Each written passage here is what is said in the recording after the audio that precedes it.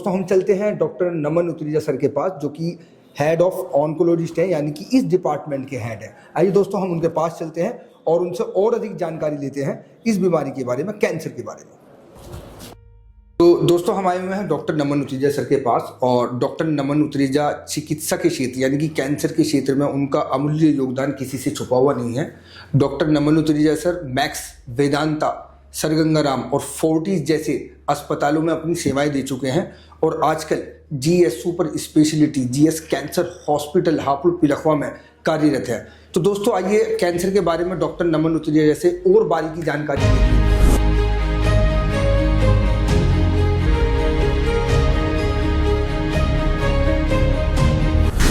तो सर सबसे पहले तो हमारी व्यूअर्स यही जानना चाहेंगे कि कैंसर के इतने अधिक आंकड़े डे बाय डे क्यों बढ़ रहे हैं, आखिरकार कैंसर क्यों बढ़ता जा रहा है।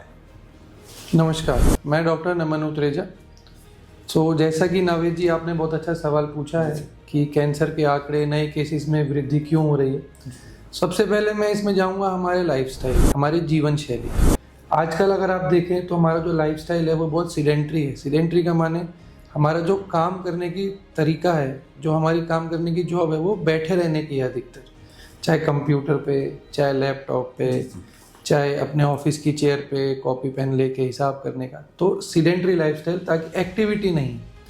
यदि आप कैंसर को 2 मिनट के लिए साइड में रख के हृदय रोग की बात करें, मधुमेह, डायबिटीज़ की बात करें, तो हर एक में नावेद जी ऐसी गाइडलाइंस हैं अमेरिकन हार्ट एसोसिएशन द्वारा कि प्रत्येक व्यक्ति को मिनिमम 30 मिनट प्रतिदिन सप्ताह के 5 दिन ऐसी एक्सरसाइज करनी चाहिए।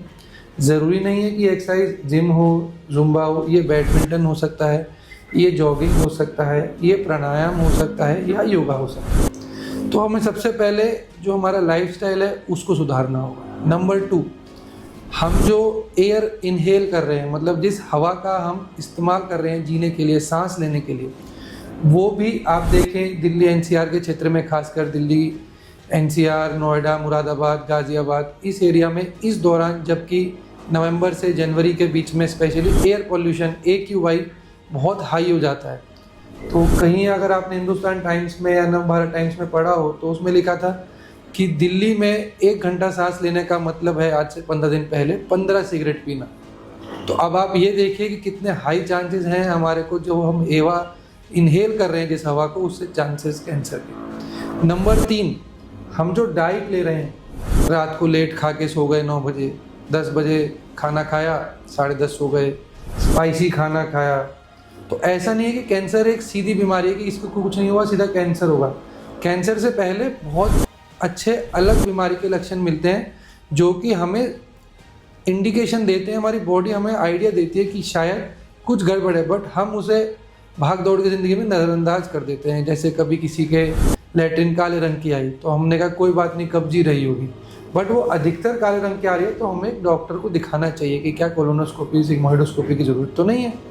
ऐसे ही किसी के शरीर में खून की कमी हो रही है तो हम सोचते हैं शायद खाना कम खा रहे होंगे, शायद कुछ सूप वगैरह कम पी रहे होंगे, शायद जिन चीज़ों से, जिस खाद्य पदार्थों से खून बढ़ता है, बढ़ोतरी होती है, वो कम ले रहे होंगे। ऐसा नहीं है, हमें मिनिमम एक CBC टेस्ट तो कराना चाहिए। चौथा कारण, डाइट हमने डिस्कस कर लिया, लाइफस्टाइल हमने डिस्कस कर लिया, पॉल्यूशन हमने डिस्कस कर लिया। चौथा इंपॉर्टेंट कारण है जेनेटिक्स।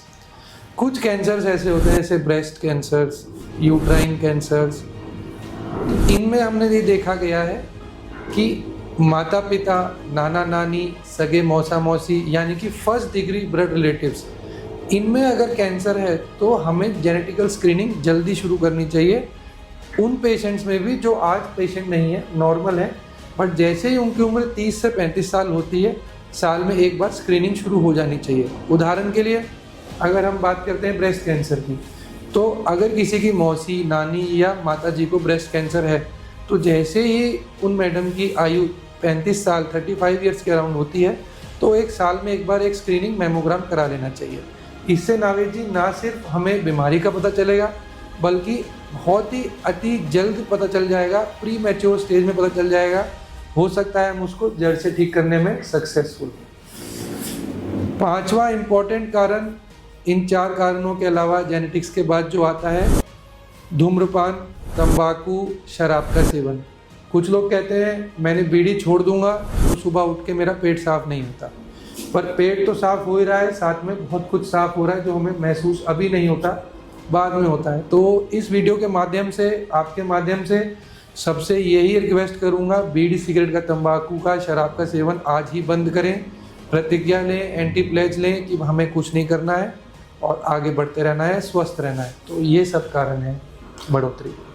सर अभी एक बहुत महत्वपूर्ण सवाल मैं पूछना चाहता हूँ। अभी आपने जेनेटिक की बात करी, तो सर एक जेनेटिक के माध्यम से मैं एक सवाल पूछना चाहता हूँ कि क्या स्पर्श करने से, किसी का झूठा खाने से, इनकेस किसी को कैंसर है तो क्या उसका झूठा पानी पीने से, स्पर्श करने से या उसके साथ रहने से, टच करने से भी सर कैंसर की संभावना हो सकती है? जी, बहुत ही प्रैक्टिकल सवाल है आपका।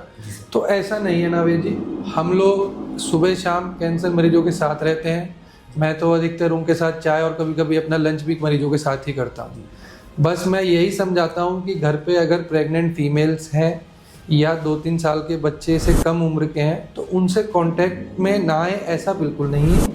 आप उनके साथ रहें, उनके साथ खाना खाएं।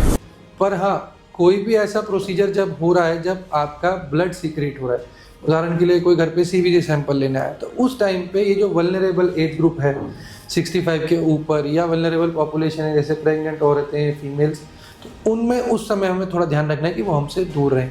किसी के गले मिलने से, किसी के साथ बात करने से, किसी के साथ खाना शेयर करने से, एक थाली में खाना खाने से या एक चावल, एक चम्मच ऐसा खाने से, ऐसा कोई भी प्रक्रिया नहीं है जिससे कैंसर एक दूसरे से स्पर्श से स्प्रेड होगा। और सर अक्सर देखा गया है कि कभी कभी जैसे कैंसर लेट इन्वेस्टिगेट होता है, मतलब पता ही नहीं चलता है कि हमें कैंसर है, ठीक है, और हम कुछ जांच कराने के लिए चले गए, इन्वेस्टिगेशन हमने कराया कोई, हमें बाद में पता चलता है और वो पता चलता है कि हमें 4th स्टेज पर है कैंसर, ठीक है ना। तो ऐसी 4th स्टेज में क्या होता है कि कैंसर जानलेवा हो जाता है।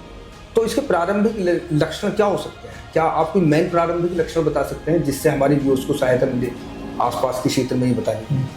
सो बेसिकली हमें किसी भी सिम्टम, लक्षण को इग्नोर नहीं करना है। जिस दिन हम ये प्रिंसिपल समझ लेंगे उस दिन हम कैंसर से बहुत जल्दी लड़के उभर के जीत जाएंगे। उदाहरण के लिए, मुंह के किसी भी भाग में कोई छाला है जो 5 दिन, 10 दिन, 2 हफ्ते में नहीं भरता, आप एक कम से कम ENT के डॉक्टर को दिखाएं, उनसे दवाइयाँ लें। अगर दवाइयाँ देने के बाद भी वो 5-7 दिन में नहीं भरता है या भरने के लक्षण नहीं आते, हीलिंग के साइंस, तो उसकी बायोप्सी जरूर कराएं। सेकंड एग्जांपल, हमारे गांव क्षेत्र के टायर 2 सिटीज़ की जो महिलाएं हैं वो बहुत ही शर्माने के नेचर के कारण बताते नहीं हैं। उदाहरण के लिए, छोटी सी गांठ हुई बगल में या छाती में तो बताया नहीं, फिर जब वो इतनी बड़े आकार में आ गई कि उसमें से पानी, मवाद, बदबू आने लगा, तब उन्होंने बताया कि चलो मुझे पट्टी करवा लाओ या मुझे डॉक्टर को दिखा लाओ। तो सभी बहनों और माताओं से मेरी गुजारिश है इस वीडियो के माध्यम से, किसी भी लक्षण से शर्माना नहीं है, घबराना नहीं है। ट्यूमर को, कैंसर को या गांठ को जितना जल्दी पकड़ेंगे ठीक होने की संभावना उतनी ज़्यादा है। ओके। और सर कैंसर के बहुत सारे ट्रीटमेंट आपने देखा होगा, क्योंकि आप कैंसर के क्षेत्र में एक महारत हासिल करी हुई, आपने बहुत सारे एडवांस ट्रीटमेंट दिए जा रहे हैं। तो सर आप क्या ट्रीटमेंट प्रोवाइड कर रहे हैं यहाँ पर, किस तरह के treatment? GS cancer research institute में पिलखवा हापुड़ में यहाँ एक ही छत के नीचे विभिन्न प्रकार के सारी स्पेशलिटीज़ अवेलेबल हैं। हमारे पास वेल डेवलप्ड, विकसित कैंसर सर्जरीज़ हैं, कैंसर सर्जन आते हैं हमारे यहाँ फुल टाइम, मॉड्यूलर OTs हैं, हमारे पास मेडिकल ऑन्कोलॉजी के डॉक्टर साहब हैं, 2 डॉक्टर्स हैं, और उनके लिए डेडिकेटेड डे केयर है पेशेंट्स के लिए। ऐसा नहीं कि आप आए तो आपको 3 दिन भर्ती रहना पड़ेगा। टारगेटेड थेरेपी हो गया, इम्यूनोथेरेपी हो गया। फिर हमारे पास पैटी स्कैन है जिससे पूरे शरीर की बीमारी के बारे में पता चलता है, ट्रीटमेंट के दौरान पता चलता है कि क्या स्टेज है, क्या प्रोग्नोसिस है, ट्रीटमेंट करने का लाभ क्या हो रहा है।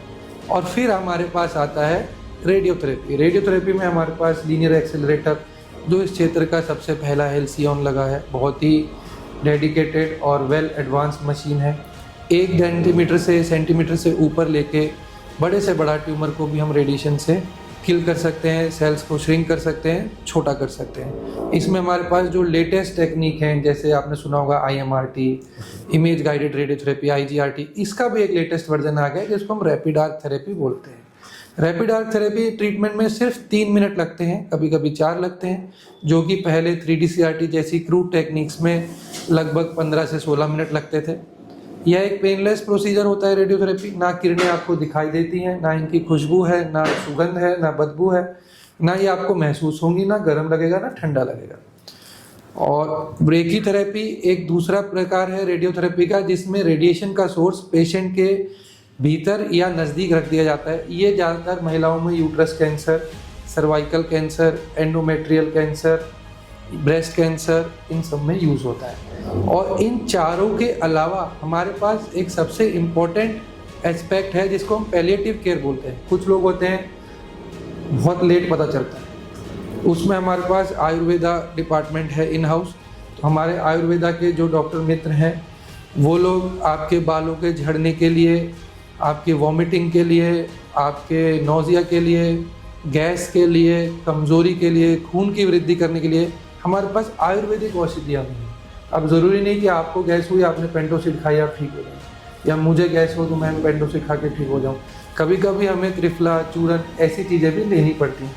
तो यहाँ पे जो कंबाइंड अप्रोच है एलोपैथी और आयुर्वेदा, ऐसा मुझे नहीं लगता दूर दूर तक किसी क्षेत्र में है। और हमें as a doctor, as a physician, as an oncologist बिल्कुल भी ईगो नहीं रखना चाहिए कि मैं एलोपैथी का हूँ तो मैं आयुर्वेदा के साथ कोलैबोरेट नहीं करूँगा। हमें बिल्कुल भी नहीं ऐसा करना चाहिए। माननीय प्रधानमंत्री नरेंद्र मोदी जी भी पिछले ही दिनों में all India institute of Ayurveda आए, उन्होंने भी कंबाइंड अप्रोच के बारे में बताया, होलिस्टिक अप्रोच के लिए, कैंसर के लिए बताया। तो हमें एकजुट होकर इस कैंसर से लड़ना है और इस हर संभव प्रयास करना है। अच्छा सर, एक महत्वपूर्ण सवाल उड़ा जाता है, अभी अपना पेट सीटी स्कैन के बारे में बताया, तो क्या पेट सीटी स्कैन के सर कुछ साइड इफेक्ट भी होते हैं? अक्सर नावेद जी ऐसा सुनने को मिलता है कि पेट स्कैन कराओगे तो रेडिएशन एक्सपोजर होगा और उस रेडिएशन से कैंसर हो जाएगा। ऐसा नहीं है। मिनिमम 2 से 3 महीने में हम कैंसर के लिए जो इलाज होता है उसके बाद पेट स्कैन कराते हैं। इसमें बेसिकली पेट स्कैन में एक डाई दी जाती है जो कि रेडियो एक्टिव होती है, उसकी लाइफ मात्र 4 घंटे की होती है। तो ऐसा नहीं है कि हमने आज किसी को पेट स्कैन की डाई दी तो अगले 40 दिन तक सबको रेस फैला रहा है और उस रेस से कैंसर बन रहा है। ऐसा नहीं है, ये एक मिथ्या है, बिल्कुल भी ऐसा। ओके सर, आजकल आप GS super speciality hospital Hapur में प्लेटफॉर्म में कार्यरत हैं, तो हमारे व्यूअर्स जानना चाहेंगे कि क्या आप लोग यहाँ पर निःशुल्क चिकित्सा भी दे रहे हैं, या यहाँ पर कौन कौन से पैनल से इलाज आप लोग दे रहे हैं? जी, तो हमारे पास प्रधानमंत्री जन योजना जो कि आयुष्मान योजना के नाम से बहुत ज़्यादा फेमस हो गया है, तो मैं समझता हूँ नावेद भाई, अगले 50 किलोमीटर अगर मैं दिल्ली की तरफ चला जाऊँ और इधर 50 किलोमीटर मुरादाबाद की तरफ चला जाऊँ, तो 100-150 किलोमीटर के रेडियस वाले क्षेत्र में कोई भी आयुष्मान भारत योजना से रेडियोथेरेपी, पेट स्कैन, सर्जरी, सारी एक चीज़ें एक साथ नहीं कर रहा। अक्सर पेशेंट को परेशान होकर कि सर्जरी यहाँ आयुष्मान में करा ली मेरठ में और रेडियोथेरेपी कराने GS आ गए, या रेडियोथेरेपी कराने गवर्नमेंट में चले गए। तो मैं अपने सभी व्यूअर्स को बोलूँगा, यहाँ पे सभी स्पेशलिटी के अच्छे डॉक्टर, एक्सपीरियंस डॉक्टर्स हैं। और दिल्ली जैसे बड़े शहरों में जो बड़े अस्पताल हैं उन जितना हम बिल्कुल भी महंगे अस्पतालों में से नहीं हैं। ट्रीटमेंट कॉस्ट ऑलमोस्ट 50% से कम है। यदि आपके पास पैनल नहीं है तो 5 लाख तक ट्रीटमेंट फ्री है यदि आपके पास आयुष्मान कार्ड धारक हैं आप तो।